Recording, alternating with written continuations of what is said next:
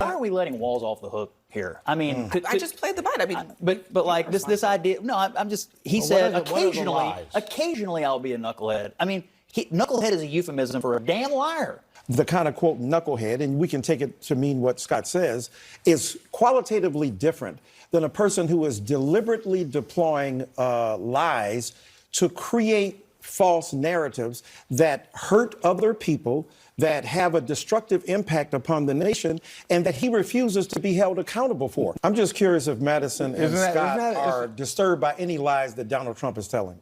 You've done an analysis of Walz. Are there any lies that Donald Trump tells that you are disturbed by? I don't want any politician to lie ever. I wish they would all tell the truth all the time. That was a Kamala Harris evasion. What is a lie that Donald Trump is First of all, I don't answer to you, and I don't answer to you. That's number one. Number two, it is my sincere. Well, I don't answer to these two guys. It's my sincerest hope that all politicians do the best job. That would have been my last damn day ever invited to CNN if he would have did that to me. I promise you that. Put it up full mass. I want you to imagine if our dear brother Michael Eric Dyson would have done that to him. Okay. The headlines would be angry black man on CNN. CNN political contributor Scott Jennings snapped at two of his co-panelists. It's called a discussion, gentlemen, on Monday after they posed a relevant question to him whether he was disturbed by Donald Trump's lies. And the reason why they posed the question is because he said he was disturbed by the lies of Governor Walz. Fair question, right? Are you disturbed by the lies of former President Donald Trump? After Jennings tore into Tim Walz for making false statements about his military record and a trip to Hong Kong, Vanderbilt University professor Michael Eric Dyson questioned, quote, "You've done an analysis of Walz. Are there any lies that Donald Trump tells that you are disturbed by?" Then Rabbi and CNN commentator Jay Michelson pressed Jennings, asking the same question again, echo effect, to which Jennings pointed angrily at Michelson and Dyson and snapped. "First of all, I don't answer to you and I don't answer to you. I don't answer to these two guys." Well, that's interesting. Then turning to Michelson, Jennings asked, "What lies does Kamala Harris tell that you're mad about? Can you give me a list? Have you brought it?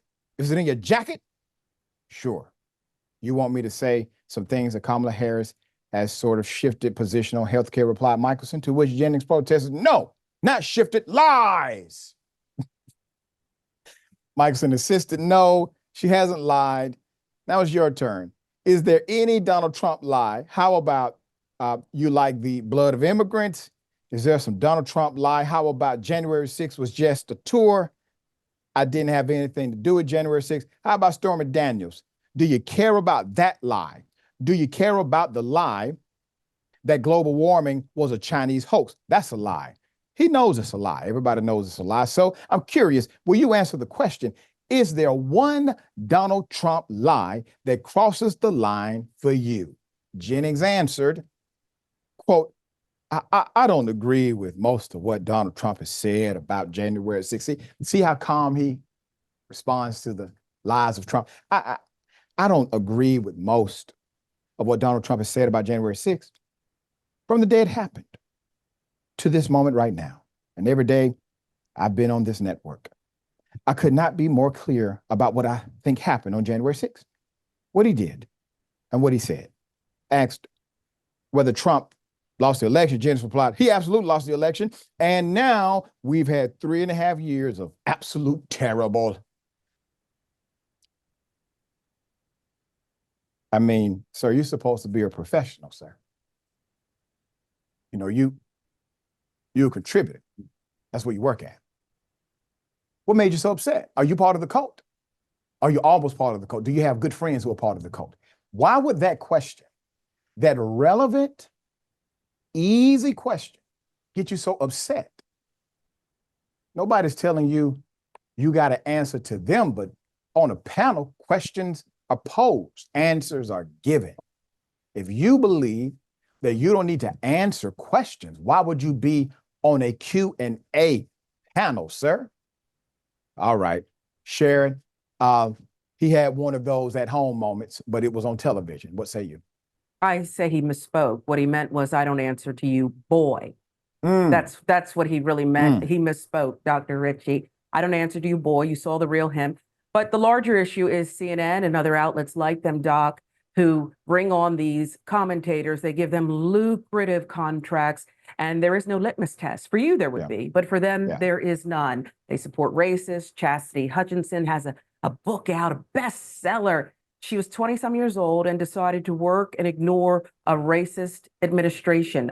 That's her choice, but why not be accountable? Lissa Griffin-Farah is on The View, making millions of dollars.